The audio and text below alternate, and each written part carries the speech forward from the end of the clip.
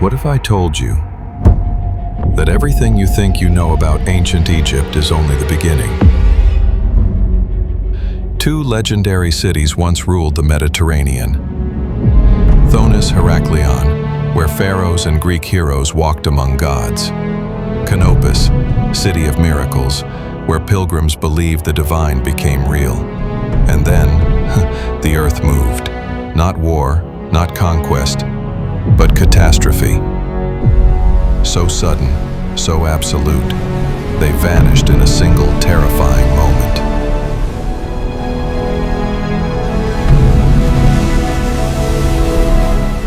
For 15 centuries, they lived only in whispers, dismissed as myth, until 1999. Beneath the waves, not fragments, not ruins, but entire cities lay frozen in time.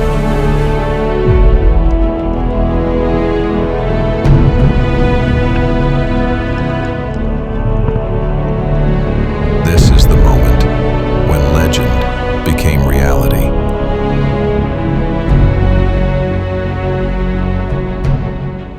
Chapter 1. The Cities That Time Forgot. For 15 centuries, the great cities of Thonis-Heracleion and Canopus existed in a strange limbo between history and legend. Ancient writers spoke of them with reverence. Herodotus, the father of history himself, described a magnificent port where ships from across the Mediterranean gathered.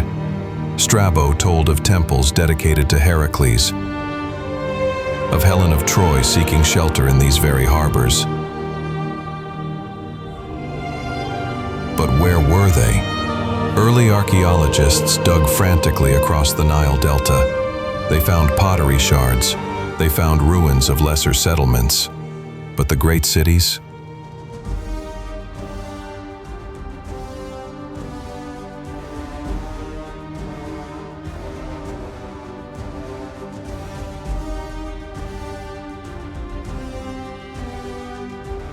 The massive temples, the bustling harbors described in ancient texts, nothing.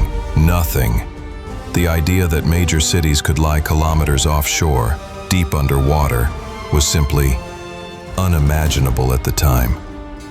It challenged everything scholars thought they knew about ancient geography. Then came the 1990s. A French marine archaeologist named Franck Gaudiot refused to accept that these cities were mere fiction.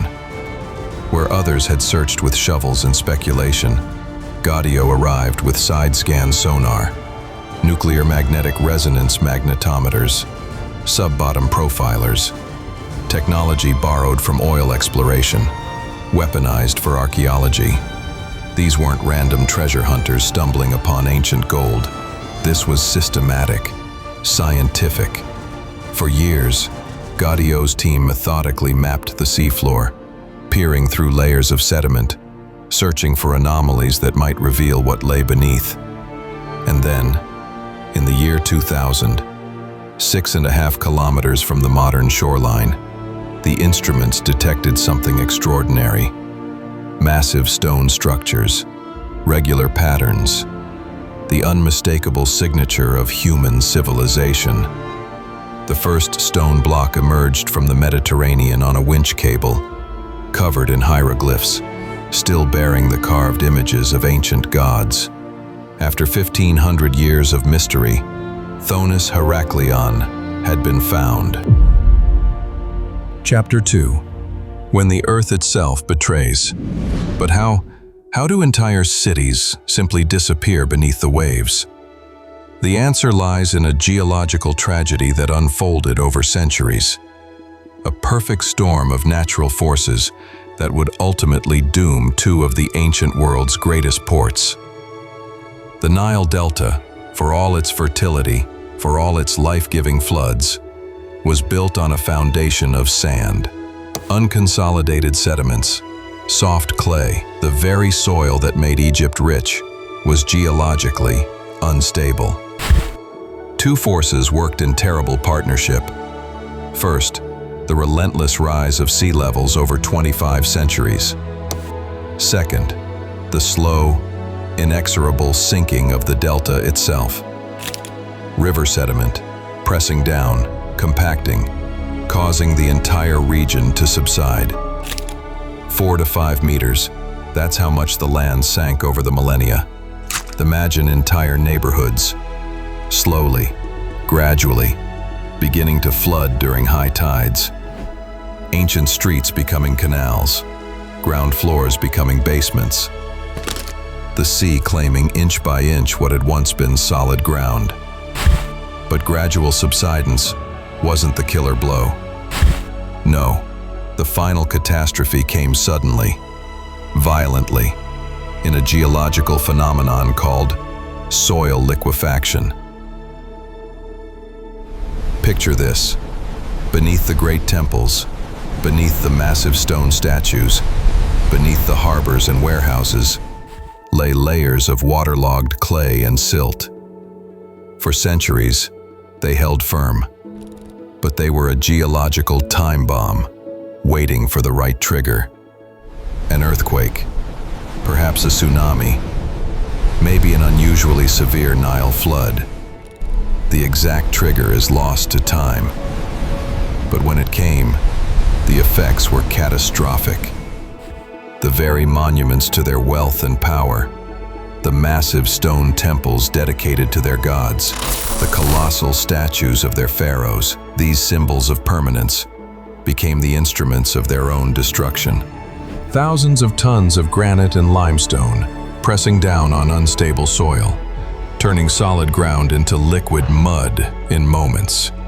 Entire city blocks sliding into the sea, temple columns toppling like dominoes, ships crushed in collapsing harbors, in perhaps a single day, possibly a single hour. 2,000 years of human achievement vanished beneath the waves. Chapter 3. The City of Two Names. Deep beneath the Mediterranean, the first major discovery would solve a mystery that had puzzled scholars for over a century. Was Thonis the same city as Heracleion? Or were these two separate settlements mentioned in ancient texts? The answer came in the form of two identical stone slabs, carved with the same royal decree, but found a century apart.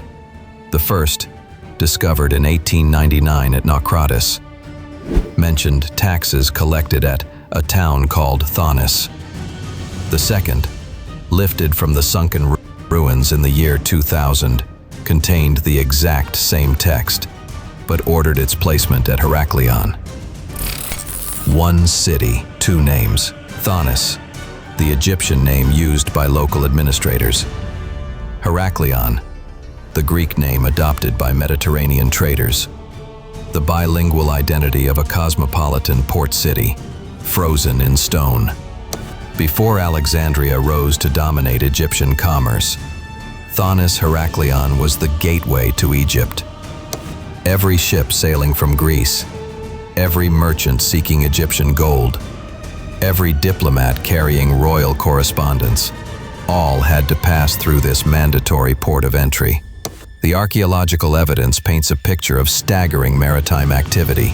More than 700 ancient anchors, 125 shipwrecks spanning 4 centuries, bronze weights, lead seals, pottery from dozens of Mediterranean cities.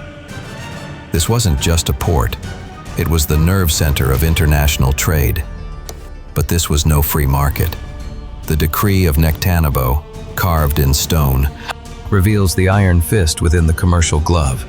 10% of all goods coming from the Sea of the Greeks belong to the Egyptian state.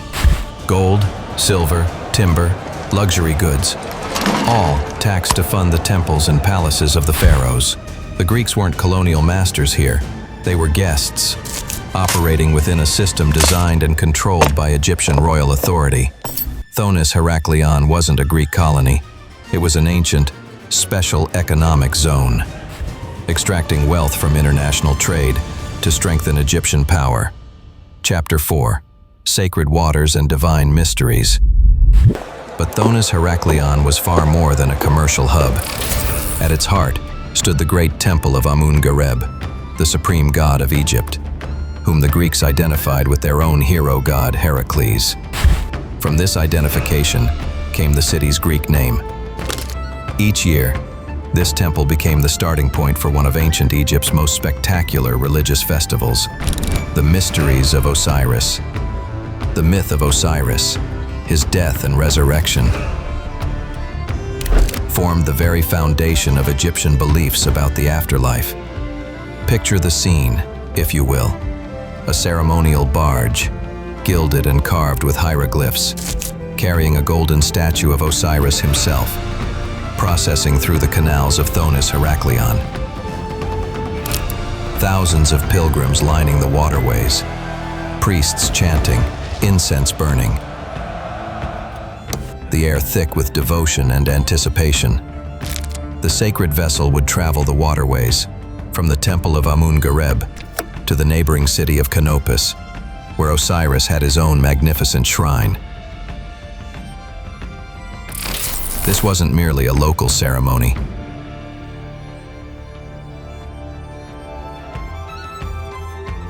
It was a pilgrimage route that connected two cities in bonds of faith and tradition. The evidence for this extraordinary festival comes from multiple sources. The Decree of Canopus, written in 3 languages, describes the exact route of the procession. Small lead boat models, discovered in the ruins, appear to be votive offerings from faithful pilgrims. Even the layout of the cities themselves, connected by deep water channels, seems designed to accommodate this annual celebration of death and rebirth. Chapter 5. Canopus, where pilgrims sought miracles. 6 kilometers to the east of Thonis-Heracleion lay its sister city, Canopus. If Thonis-Heracleion was the gateway to Egypt, Canopus was its spiritual heart. Pilgrims traveled from across the Mediterranean world, seeking miraculous healing at its sacred temples. Here stood shrines to Osiris, god of the underworld and resurrection. Here rose temples to Serapis, a new god created by the Ptolemaic pharaohs to bridge Egyptian and Greek religious traditions. The city hummed with the prayers of the faithful, the chanting of priests, the hope of the desperate seeking divine intervention. Among the most remarkable discoveries at Canopus were fragments of the naos of the decades, a monolithic shrine of dark granodiorite, dedicated to the god Shu by King Nectanebo himself. But this wasn't merely a place of worship. Its exterior walls bore a unique astronomical calendar, dividing the year into 10-day periods marked by the rising of specific stars. For nearly 2 centuries, pieces of this extraordinary monument were found scattered across Egypt. The roof, discovered in 1817, now rests in the Louvre. The base, found by Prince Omar Toussoun in 1940. But the missing walls, the final pieces of the puzzle, lay hidden beneath Mediterranean waters until Gaudio's team recovered them in 1999. By Roman times, Canopus had acquired a very different reputation. What had once been a sacred pilgrimage site had become, according to Roman writers, a city of every kind of wantonness and sumptuous banquets. The philosopher Seneca condemned it as a den of luxury and vice. This transformation, from holy shrine to hedonistic resort, reveals the cultural impact of Roman rule. Sacred Egyptian traditions, perhaps commercialized and exoticized for wealthy Roman tourists. Ancient pilgrimage, transformed into luxury vacation. When Emperor Hadrian built a replica of part of Canopus at his villa near Rome, it wasn't to honor its religious significance, but to commemorate the good times he had enjoyed there. Chapter 6. When legends become archaeology. Some discoveries don't just illuminate the past, they vindicate it. In the ruins of Thonis-Heracleion, archaeologists found evidence that would settle a debate that had raged for over 2,000 years. Around 450 BCE, the Greek historian Herodotus wrote 23 lines, describing a unique type of cargo vessel used on the Nile, called a baris. He described exactly how these ships were built. Acacia wood planks 2 cubits long, fitted together like bricks, held by long interior pegs, steered by a single oar passing through a hole in the keel. For centuries, scholars dismissed this description as fantasy. No archaeological evidence, no surviving examples, just the word of one Greek tourist who, they assumed, had gotten the details wrong. Then came Ship 17, buried in the harbor mud of Thonis-Heracleion, dating to the 6th or 5th century BCE, the exact period when Herodotus visited Egypt. And when archaeologists carefully excavated and analyzed its construction, every detail matched Herodotus's description. Acacia wood, brick-like plank construction, interior pegs, a steering system with a single oar passing through the keel. The correspondence was so exact, so precise, that researchers believe Herodotus might have visited the very shipyard where Ship 17 was built. This wasn't just about ancient boat-building techniques. It was about the reliability of ancient sources. If Herodotus could be so accurate about complex technical details, what about his other unbelievable stories? How many historical accounts have we dismissed simply because we lacked the archaeological evidence to confirm them? Chapter 7. A Multicultural Metropolis. The underwater excavations revealed Thonis-Heracleion as something rare in the ancient world, a truly multicultural city. The Sate pharaohs, ruling from 664 to 525 BCE, had actively encouraged Greek settlement and trade, creating a unique fusion society. The evidence is unmistakable, a massive Greek burial mound filled with expensive grave goods, imported pottery from mainland Greece, evidence of large-scale cremation ceremonies. These weren't temporary visitors. These were permanent residents, wealthy Greek merchants and mercenaries who had made Thonis-Heracleion their home. Their religious life flourished alongside Egyptian traditions. A circular Greek temple, dedicated to Aphrodite, stood near the great Egyptian shrine of Amun-Gareb, but this wasn't religious conflict. It was religious synthesis. Aphrodite became identified with the Egyptian goddess Isis, creating new forms of worship that honored both traditions. Greek weapons found in Egyptian soil, Egyptian gods worshipped by Greek settlers, trade goods from a dozen Mediterranean cities. This was globalization, ancient style, a cosmopolitan port where cultures didn't just coexist, they transformed each other. Chapter 8. Giants in the Deep. But perhaps the most breathtaking discoveries were the giants, colossal statues, carved from red granite, that once guarded the temples and harbors of the sunken cities. The statue of Hapi, god of the Nile flood, stands 5.5 meters tall. Even lying on the seafloor, surrounded by silt and marine growth, its power is unmistakable. This figure, representing the source of Egypt's fertility and wealth, embodied the prosperity that had made these cities great. Royal statues of Ptolemaic pharaohs and queens, each over 5 meters tall, once flanked temple entrances like stone sentinels. The granite statue of Queen Arsinoe II, wife of Ptolemy II, portrayed as the goddess Aphrodite Isis, shows the artistic fusion that characterized these multicultural cities. But not every discovery was monumental. Sometimes, the most moving finds were the most personal. Perfectly preserved wicker baskets, woven from reed and palm fiber, still containing doomed palm fruits and grapes after 2,400 years underwater. Offerings left by ancient worshippers untouched since the day the temples sank beneath the waves. These simple objects, a basket of fruit, a small bronze figurine, a lead boat model offered by a hopeful pilgrim, connect us across the millennia to individual lives. Real people, real faith, real hope, frozen in time at the moment of catastrophe. Chapter 9. Legacy of the Depths. Today, the treasures of Thonis-Heracleion and Canopus rest in climate-controlled museum cases around the world. Tourists photograph them.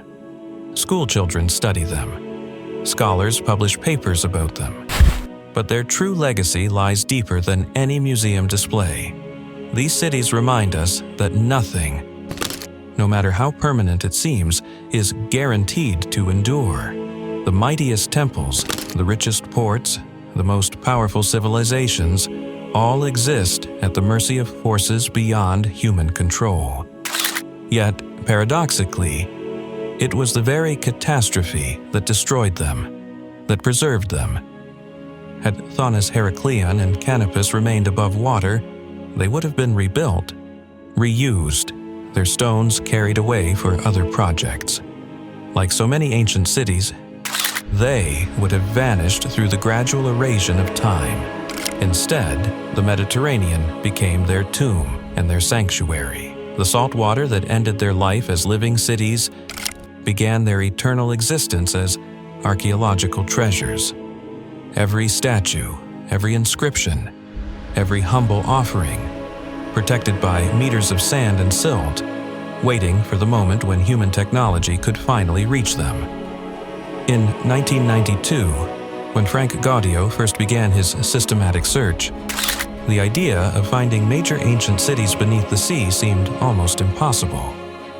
Today, we know that dozens, perhaps hundreds of ancient settlements lie hidden beneath coastal waters around the world. Climate change and rising sea levels, the same forces that claimed Thonis-Heracleion and Canopus, threaten archaeological sites on every continent. The race is on. Every year, every decade, storms and erosion claim more of our underwater heritage. What other lost Atlantises wait to be discovered?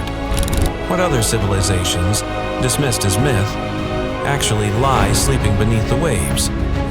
The cities of Thonis-Heracleion and Canopus teach us that the past is never truly lost, only waiting to be found. That legends often contain kernels of truth. That the marriage of ancient wisdom and modern technology can resurrect entire worlds from the depths of time. Somewhere off the coast of Egypt, Mediterranean currents still flow over ancient streets. Fish swim through the ruins of temples. Statues of forgotten gods gaze up through eternal waters toward a surface they will never see again. But we have seen them, and through our eyes, their stories live